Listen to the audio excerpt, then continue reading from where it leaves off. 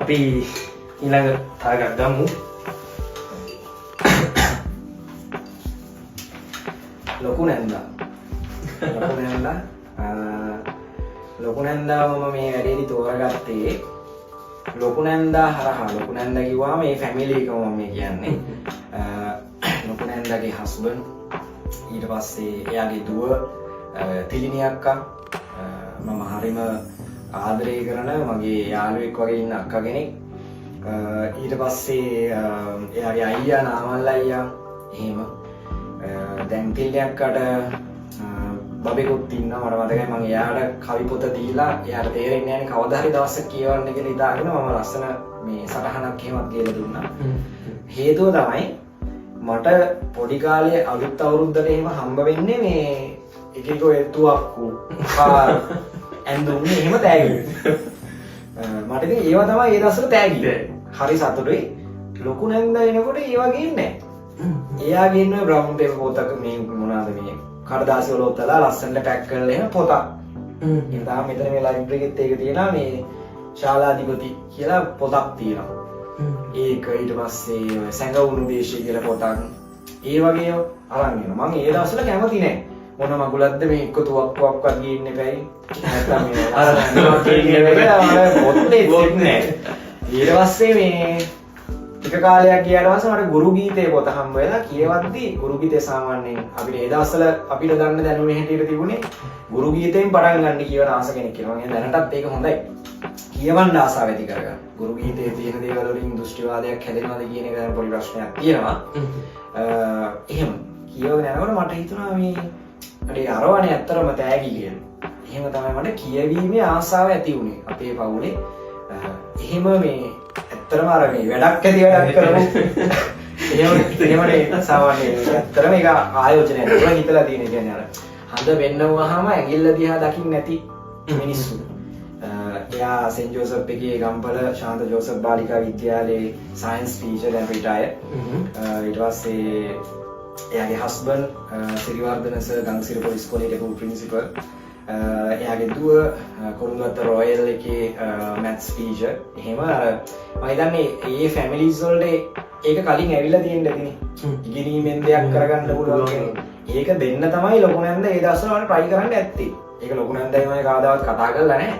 මේ මට දැන් හිතෙනවා ඒක. මම හිතන පොඩිනේ මම 4 වසර විතර වගේ ඉද්දි මට අර පොත විසි කරන්න තමයි හිතෙන්නේ හම්බුණා. මම ඉතින් වැඳලා thank you කියලා ගත්තට හිතන්න මොන වුණාද කියලා හිතනවා. ඒ දැන් තමයි තේරෙන්නේ. ඒකට මට කියවීමේ ආසාව ආවේ.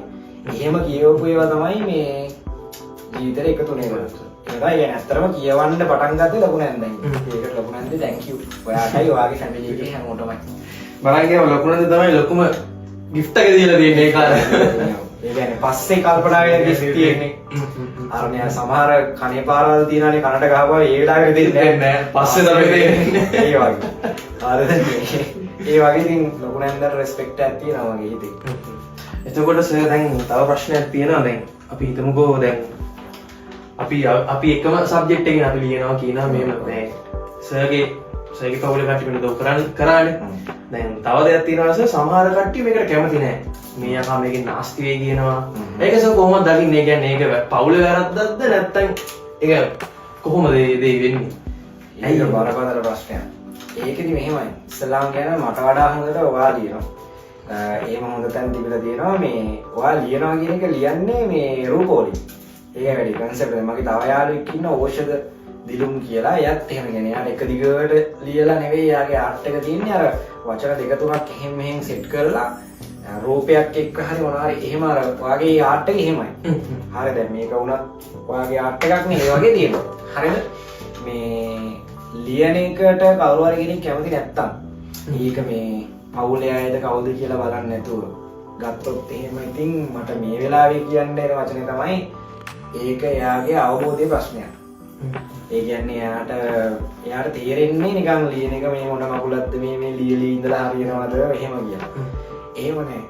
දැන් මට ඉස්සර ලොකු නැන්ද ගැන හිතුණා වගේ එකක් තමයි ඔය අහන්නේ. පස්සේ කාලේ හිතන. එතකොට ඒකට වා කිව්වාගේ බලපාන්න පුළුවන් ෆැමිලි ලයිෆ් එක. ෆැමිලි එක.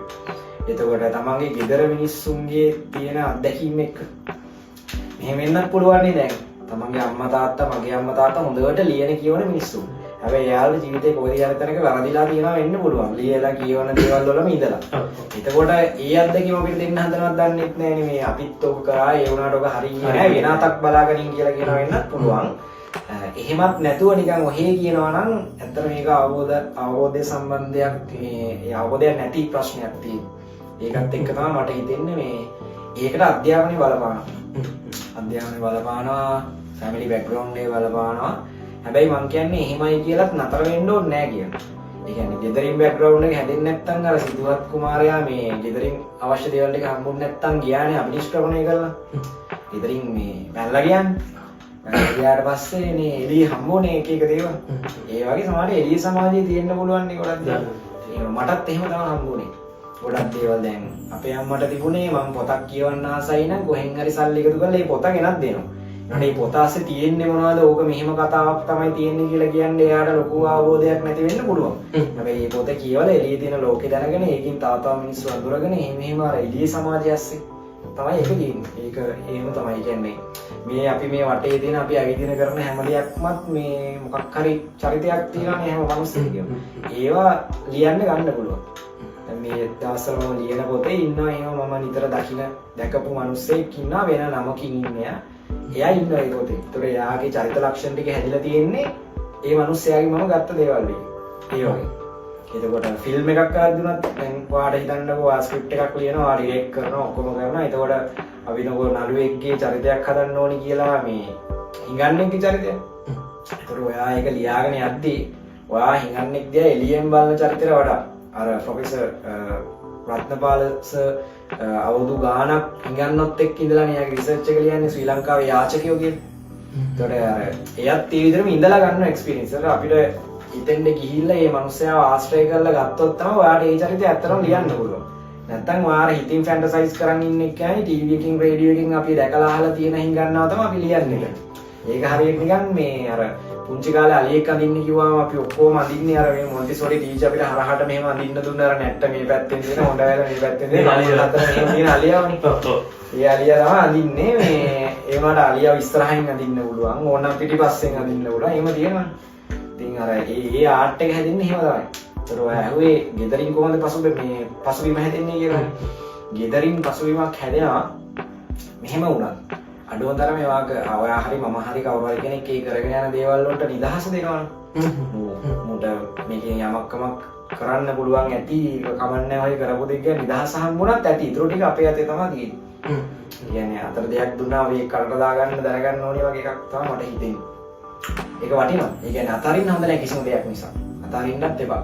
කවදාවත්.